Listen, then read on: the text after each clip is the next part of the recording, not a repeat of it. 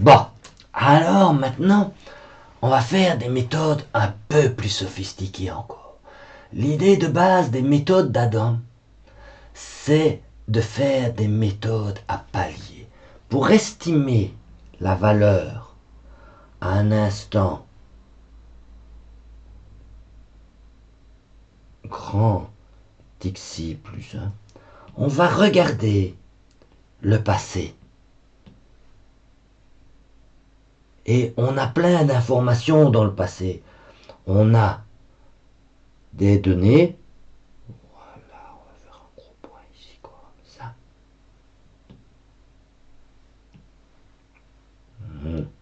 J'ai dit un gros point. Bio. Là. Là, on cherche la valeur en ce point-là. Et on a des données à des tas d'instants qui précèdent xi, xi-1, xi-2. Et jusqu'à présent, on a juste regardé les informations du temps précédent. Mais n'est-ce pas une meilleure idée de regarder plusieurs jours à l'arrière et d'aller chercher l'information qui est UI-2, UI-1, UI pour calculer notre nouvelle valeur UI plus 1. Ce serait quand même plus intelligent. Et donc l'idée, c'est pour calculer UI plus 1, on va chercher l'information sur plusieurs instants passés. C'est l'idée des méthodes à paliers. On avait déjà fait un exemple. Tu te souviens, Leapfrog? Pour calculer xi plus 1, on allait chercher l'information en UI et on partait du i-1. On va découvrir les méthodes à paliers. Alors, les méthodes à paliers, elles sont basées sur l'idée qu'on intègre la fonction f entre xi et xi plus 1. Mais on a plusieurs données. Alors, suppose qu'on dispose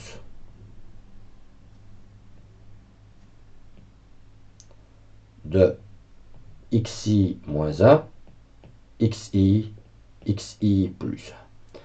Et on connaît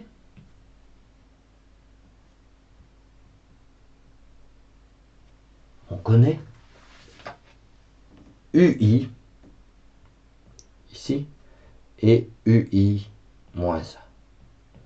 Et ce qu'on veut calculer, c'est l'intégrale de f, ou plus exactement, c'est pas juste ça. On connaît sur mon dessin fi et fi-1. Et je ne connais pas fi plus 1. Je veux, sur base de fi et fi-1, estimer cette intégrale. Donc, je veux faire une méthode explicite. Donc, ceci, c'est une méthode explicite.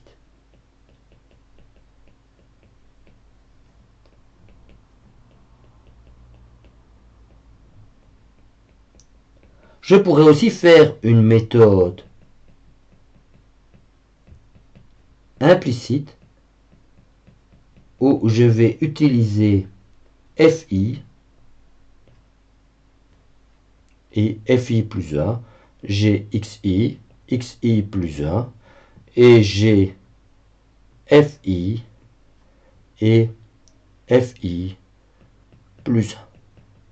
Et tu vois tout de suite que pour une méthode implicite, c'est extrêmement simple. Pour faire cette intégrale, on va faire la méthode du trapèze.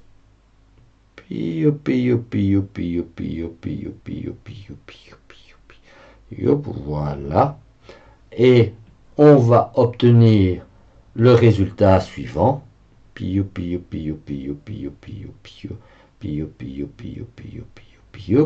On va obtenir ça que UI plus 1,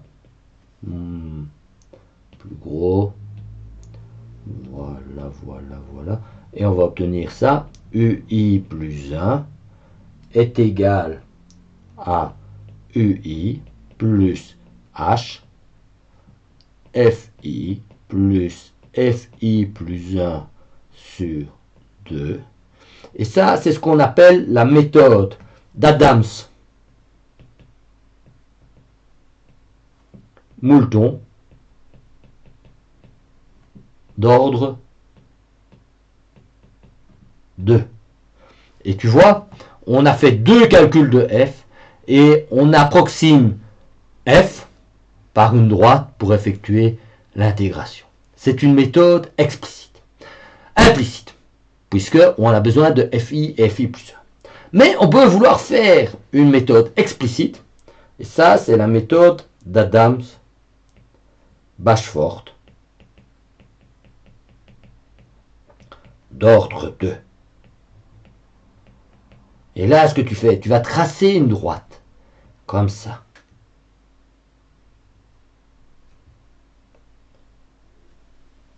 Mais maintenant, tu vas faire une extrapolation. Donc, tu vois, là, je vais tracer mon intégrale ici. Voilà. Alors, comment je fais ça? Regarde. Je calcule que cette hauteur-ci, c'est... je descends, c'est fi. Je prends fi et je retire fi. C'est fi moins 1 moins fi. Et donc, pour faire mon intégrale du trapèze, j'écris que c'est ui plus 1 est égal à ui h fois, on va mettre demi ici, d'accord, c'est fi plus fi, mais à fi, le deuxième, on retire cette quantité-là, moins fi moins 1 moins fi, d'accord, donc ceci, ça, c'est ce point-là. OK? Et puis je fais l'algèbre d'usage et j'obtiens que ça me donne 3fi moins fi moins 1. Et donc je prends 3 fois fi et je prends moins une fois le fi moins 1. Regarde bien le dessin, c'est bien l'idée. Si le fi est plus grand, je vais dans l'autre sens. C'est bien l'intuition. Le point de avant-hier,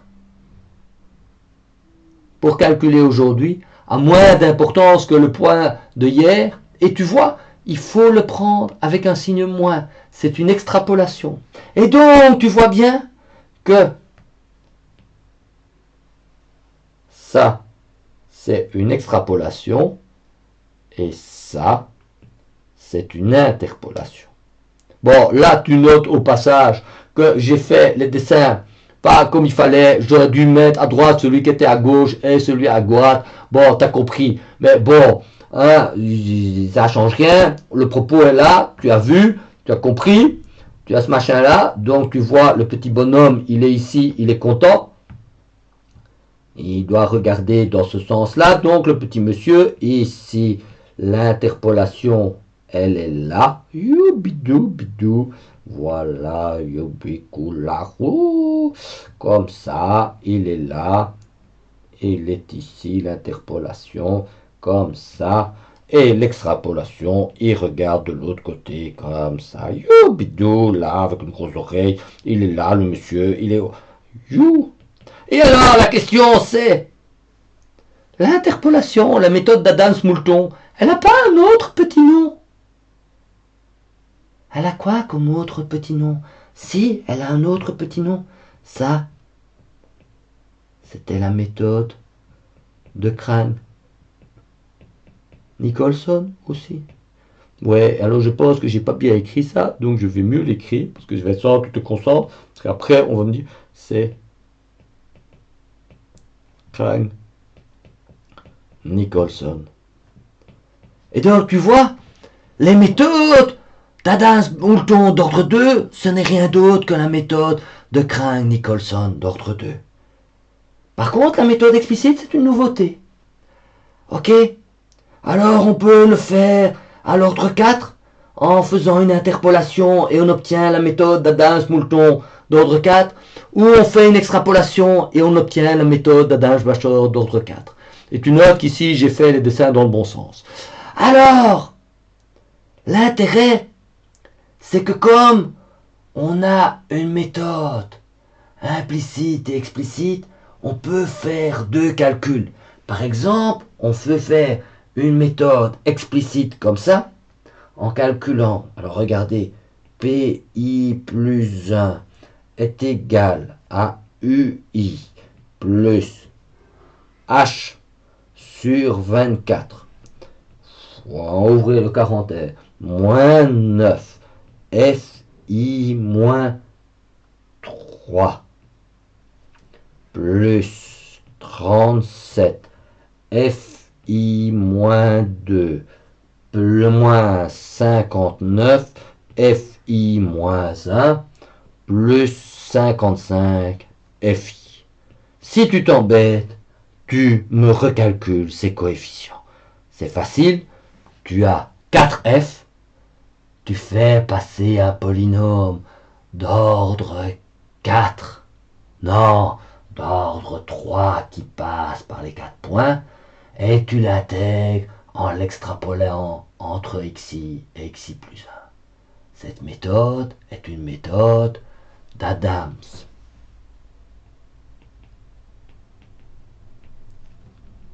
Bachford, il y a 4 points, donc c'est l'ordre 4. Erreur locale en haut de H1. Puis tu fais le même calcul avec une méthode implicite et tu calcules UI plus 1 est égal à UI plus H24. Ouvrez le crochet.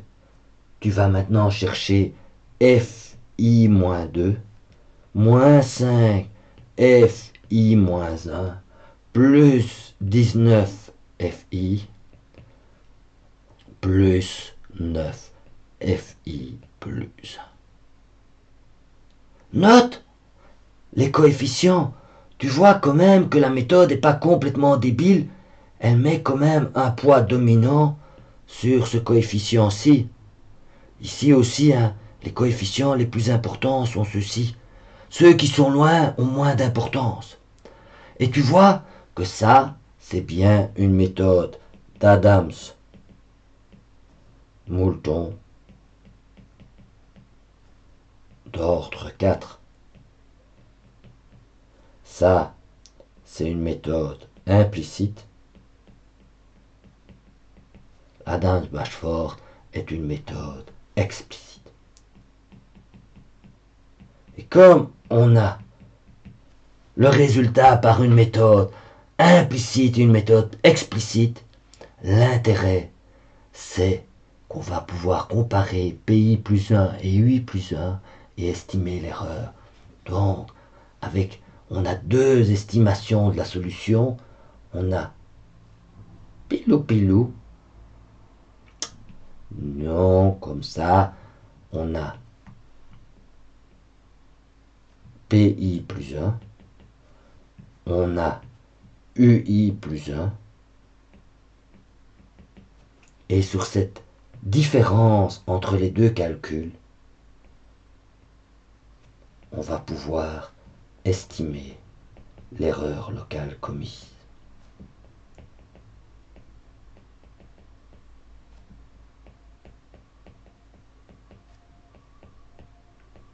Ça, c'est pratique. C'est pratique de pouvoir travailler avec la méthode explicite et implicite. On va dire que la méthode explicite, c'est le prédicteur et la méthode implicite, le correcteur. On va tout de suite voir pourquoi on a cette appellation. Ok? Alors, il y a une autre idée. C'est, tu as une méthode explicite et une méthode implicite. On va reprendre la méthode d'ordre 2. On avait calculé PI plus 1 est égal à UI plus H demi 3fi moins fi moins 1. Mais, donc ça, c'est une méthode d'Adams. Bashforth, explicite, d'ordre 2. Après, on va se dire, ouais, après, il faudrait faire un calcul implicite. Mais le calcul implicite, j'aime pas. Alors, on va pas calculer tout à fait la méthode implicite, on va la faire comme ça. On va dire que ui plus 1, c'est u plus h demi fi, et on va remplacer fi plus 1 par cette expression-ci.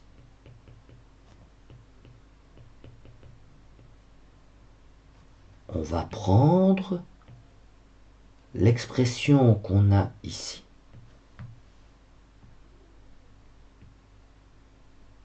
Et on va l'utiliser pour estimer ui plus 1. pi plus 1 va être une estimation de ui plus 1 dans le terme implicite. Et ça, c'est vachement malin. Parce que si tu fais ça, ta méthode implicite, il n'y a plus d'équations non linéaires à résoudre. Ok? Tu vois ça? Alors, regarde ça. Est-ce que ça résout tout? Ah non, hein. Quand tu crois que tu as résolu l'histoire, quand tu crois que tu as réglé le problème, il va y avoir une astuce. Parce que, est-ce que c'est encore vraiment implicite? Ben non. Parce que maintenant, si tu mets tout ensemble, ce qu'est la méthode, c'est ça.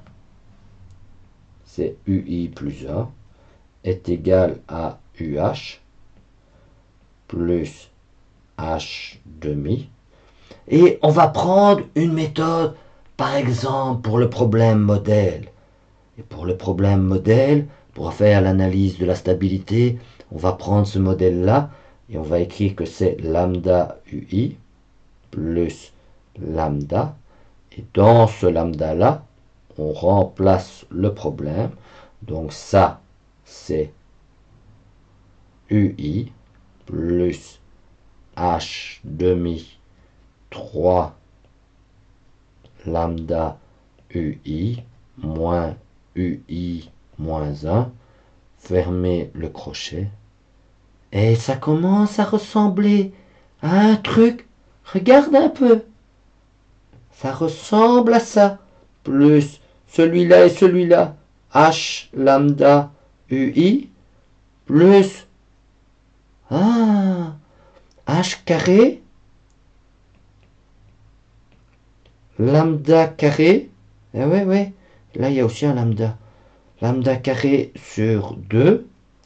Celui-là, celui-là, celui-là. Oh, ça fait même carré. Non, ça fait un truc bizarre là. Ça fait ça. H carré lambda carré sur 2 de 3 UI moins UI moins 1. C'est une méthode de Taylor un peu traficotée, hein? Mais c'est explicite. Tu vois, ma méthode prédicteur-correcteur, où j'utilise la méthode explicite d'Adams-Bashforth pour le terme implicite dans la méthode d'Adams-Moulton, c'est plus vraiment une méthode implicite. D'ailleurs, si on va calculer en séance d'exercice, vendredi, vous allez calculer la zone de stabilité de cette méthode et vous verrez, ce n'est pas la même zone de stabilité que la méthode d'Adams-Moulton, implicite correspondant. On y a perdu en termes de stabilité. On ne résout plus de problèmes non linéaires. C'est plus facile. C'est redevenu explicite. C'est une stabilité qui est meilleure que celle de Runge-Kutta et de Taylor, mais c'est moins bon qu'Adams-Moulton. Subtil, hein? Alors, pratiquement, tu vois, les méthodes d'Adams Bashforth et d'Adams Moulton d'ordre 1, c'est quoi? C'est Euler explicite et Euler implicite. Les méthodes d'Adams Bashforth d'ordre 2 et d'Adams Moulton, c'est la méthode